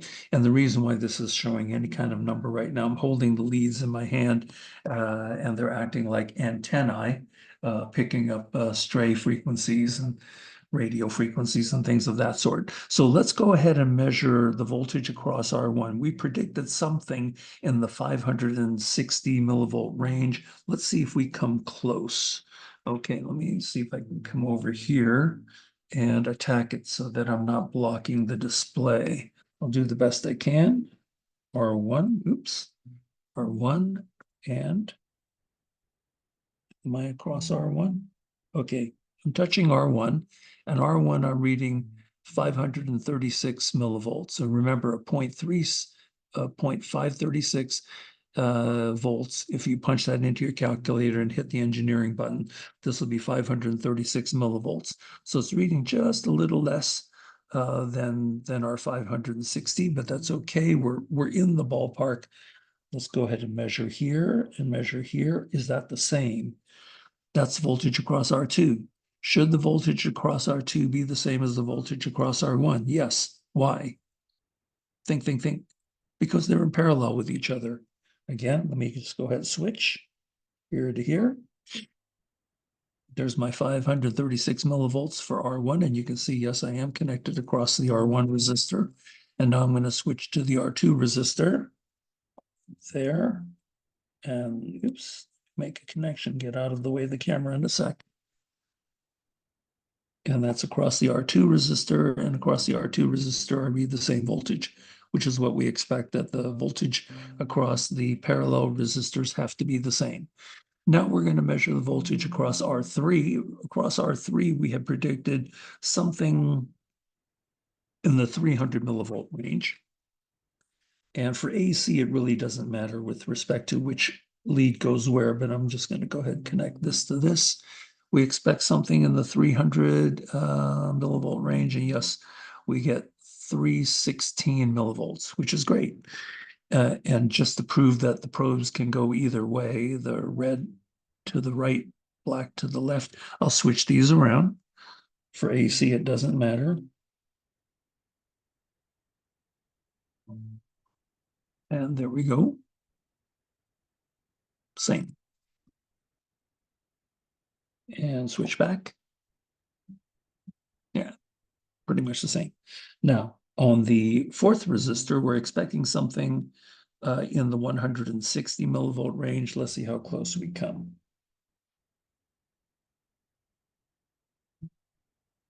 We expect 166 millivolts and we get 159, which is pretty darn close to the 166.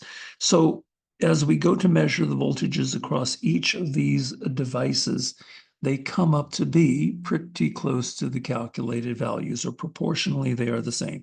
So the important thing to verify here is that the VRMS voltage across R1 of the 536 is the same as the voltage across R2 because they're in parallel. There's the 536. We expected of the three resistors, this combination to have the bulk of the voltage. The smallest resistor was the 1K, so it should have the least amount of the three. It was something in the 160 millivolt range. We measure something 159 millivolts RMS.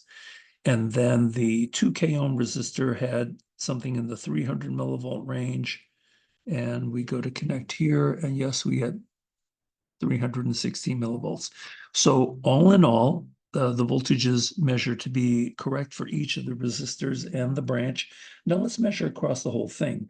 We should get something close to 1.06. Let's see what we get. Okay, yeah, all of the VRMS measurements were a little less, and this one's a little less for the total as well. That's okay, but proportionally they add up.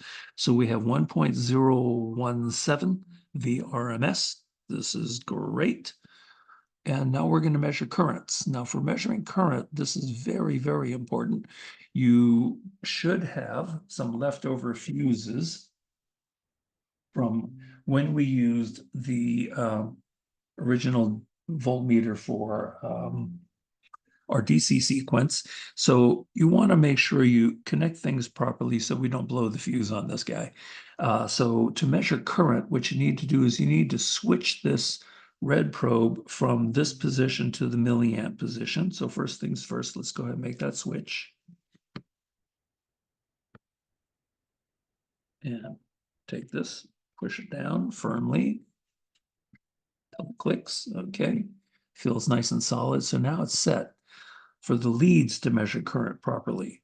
Now, to measure current, we have to set this into the current mode. So that button's this button over here, because right now it's AC voltage. Press this once, and it shows DC current high. Press this again, shows DC current low. Now it shows you microamps instead of full amps. And press this one time here. Again, it shows AC current high, and its units are full amps, and with the decimal display all the way down to 1,000th of an amp. But if I press this one more time, it'll go AC current low. So here's AC current low, and now it shows us quantities of microamps, which is a lot of resolution. This is great. So this is what we need to do to set up your multimeter into reading AC current of the range that we're interested in. So the display has to be set up properly, and the leads have to be set up properly.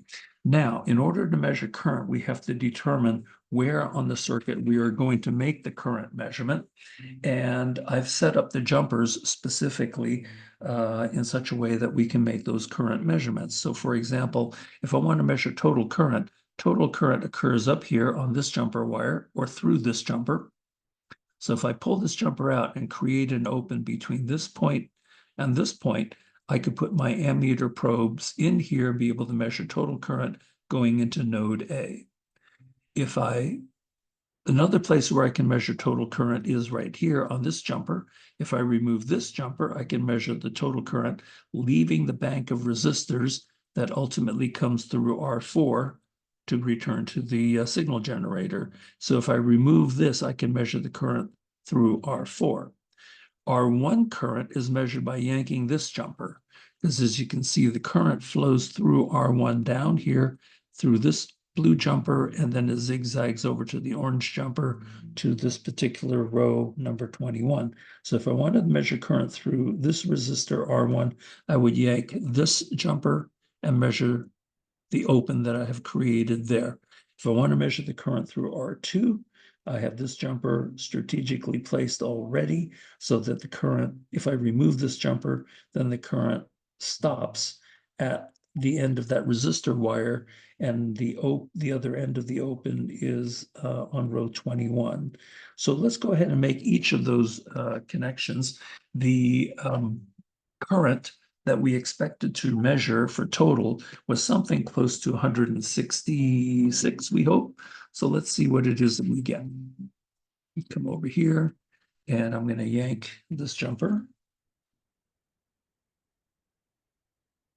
and set it aside, just park it somewhere on the board.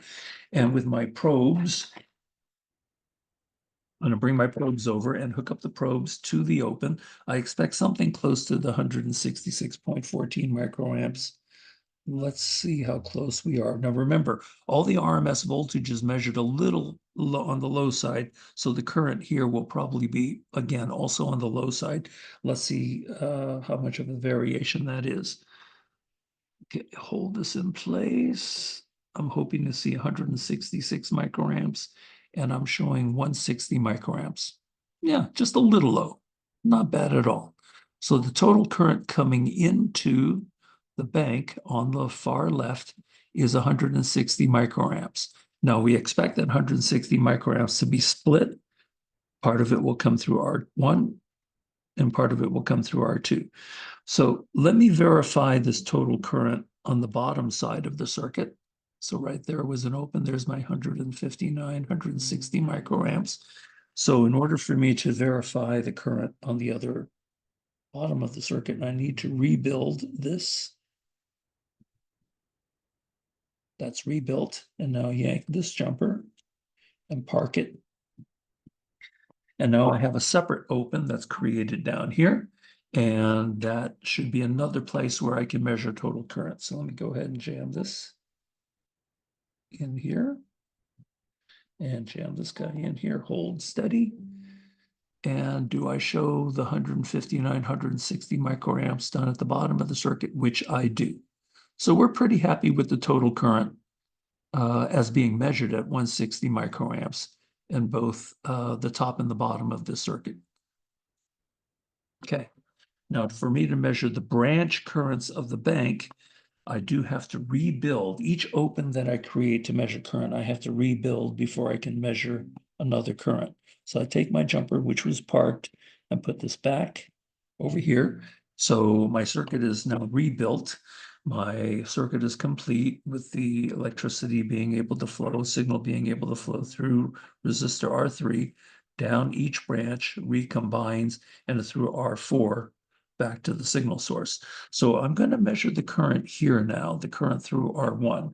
We expected the current through R1 to be about 110 millivolts RMS. So what I'm going to do is I'm going to come over here, grab this jumper, yank it, park it. Okay, now it's parked. I have created an open, and that's the only place I can hook up these leads. One where the resistor is and one where the jumper wire is, something close to 110, we hope. Let's see what we read. 106 microamps. That's not bad. We expected 110 and a fraction microamps. We're measuring 106. So is the smaller resistor getting more of the current? Remember, we had 166 microamps coming in. The lower ohms of R1 should get more current. This branch here is less ohms than this branch. This branch has 5.1 kilo. This branch has 10 kilo. So less resistance means more current. So let's go ahead and verify that current again. Stab, hold steady, hoping to see something close to 110. Get the 106. I'm happy with that. All right. Now let's go ahead and rebuild that connection. And built. And now we're going to make the second break right here. Park this aside. Now I have created an open between R2 and my connection point at row 21. Bring in my probes, stab, and connect, stab, hoping to see, let's see here, I'm hoping to see something close to 56 microamps, and I see 54 microamps. Sweet. So have we confirmed that we have less current flowing through the 10 k ohm branch, we had more current flowing through the 5.1 k ohm branch. So we have an excellent current divider where the current that was split, the 166 coming in was split between these two paths, and these two paths will recombine at the bottom, giving us 166 going through R4. So let's reiterate this value. We're hoping to see something close to 56 microamps. There's our 54 microamps. We are happy, happy campers. So we verified all the currents. We verified total current through this jumper wire going through R3. We verified total current also through this jumper wire going through R4. We verified the current through R1 by yanking that jumper wire. We measured something in excess of 100 milliamps. And we just verified the last current. So let me go ahead and yank this guy and put this guy back. Okay. So very, very, very important. Before you do anything else, once we are done making current measurements, and we talked about this in our DC sequence of training videos, once we're done measuring current, you want to disconnect your probes and reconnect them properly. So this probe, which was pulled over into the current reading port, we will yank back out and reconnect back to the volt port. And we want to get us out of current mode. So on the display, okay, we're now no longer in current mode. I put us back to DC voltage. You never want to leave this in the current mode, and you never want your leads set up to measure current once you are done measuring current, because any other mode can likely cause, if you hook up the probes on your board some way, somehow, can cause an overload of the internal fuse, and you do not want to have to open this up to change the fuse on this. I've demonstrated how to change a fuse in one of my earlier DC training videos.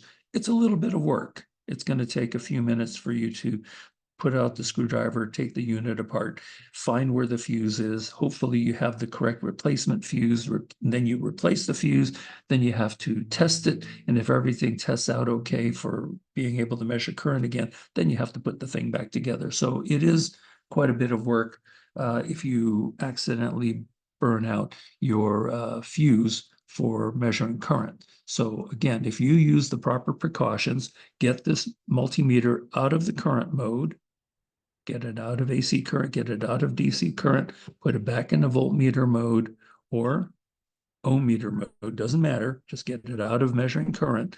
Any other mode is fine. That way you will not accidentally burn out the internal fuse. Okay, I think we're done with all the measurements. So to reiterate, we were able to do a number of things. In this mode, we were able to go to signal generator, set up our signal generator for sine wave 1 kilohertz at 3 volt peak to peak. We were able to go to oscope and engage oscope and be able to see both channels when they were running. I don't have the second channel hooked up, so if I press the run mode, we will only see the one wave. I will demonstrate. There, we will only see the one wave. And with any waveform that's displayed on here or multiple waveforms, we can hit the save button. The save button generates an on-screen enlargement of this to fill your monitor screen of your laptop or an outboard monitor, where you can really dissect what the waveform is showing and how to read it in greater detail. Then we went and showed you the more multimeter mode. And in the multimeter mode, we were able to demonstrate how to measure your AC voltage, which we did in the RMS form. And we were also able to show how to measure current, not DC current, but AC current, not high AC current in units of amps, but low AC current in units of microamps. So this is a marvelous little device that really will allow you to engage building your AC circuits, AC experiments at home without needing to have many hundreds or thousands of dollars worth of bench equipment, which you do at your university lab.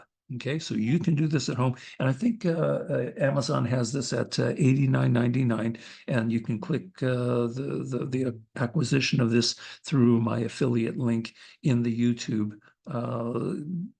So have fun with this. I think of the different machines that I have tested since AC Topic 1, AC Topic 2. This one is a definite keeper for all the reasons of it having, the main reason, it having a real BNC connector for the signal output. That's a must for me. I have to have standard signal connector so that I can hook up a real BNC connector, not some mini micro thing. This is much more sturdy, as sturdy as the rest of the BNC connectors that we use for the O-scope probes. And this allows me to use either the alligator connections to send my signal from my signal generator port to the board, or I can use an O-scope probe, which has mini hooks like I do here, and then the alligator for hooking up the other side.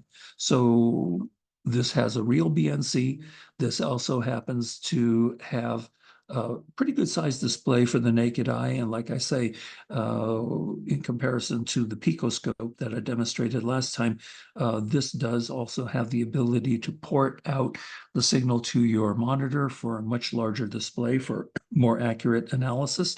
This does also happen to have the bonus digital multimeter. So it really is a very compact all-in-one machine, and I like it. So it's definitely going to be a keeper on my bench for convenient measurements when I'm not using my benchtop equipment, which I showed you images of before.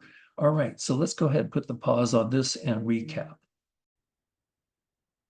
Okay, one more view of that screen capture from the combination O-scope multimeter signal generator, the FNIRSI, I'll pronounce it FNIRSI 2C as in Charlie, 23T as in Tango. Great screen capture, lots of information, good resolution. And so as we recap the measurements that we had taken, this now shows the values that we measured. So the RT was measured to be something close to our desired 6.38 kilo ohms. The RMS was measured at 1.06 millivolts RMS, and then these are the total current, and then the individual voltages and the individual currents down here. So good lab. If you like the combination of a challenge of a circuit, as we've done here in the series parallel with 4 resistors, and you like the method of breaking that down analytically with schematics and redraws and calculations, and then if you also like the hands-on showing of the build and how the build is done best to give you the opportunity for making the measurements, and if you also like the real-world measurements of the oscilloscope from the signal generator on the board, as well as the RMS voltage measurements and RMS current measurements. If you like this format, please give this YouTube training a thumbs up, and also subscribe. And as other training videos comes out, you'll be informed as to the latest updates to support the channel. So it's been a great session. I've enjoyed this very much. Hopefully you have as well, and made this a worthwhile time invested for your learning AC circuits at home. So with that, I thank you very much for your most kind attention, and I look forward to the next time we meet. It could be DC topic number 10, or it could be AC topic number 4. I haven't decided which, as I can go either way. But either way, I look forward to seeing you the next time. So with that, thank you. Adios, adieu, auf Wiedersehen, goodbye. Cheers from the Co Guy.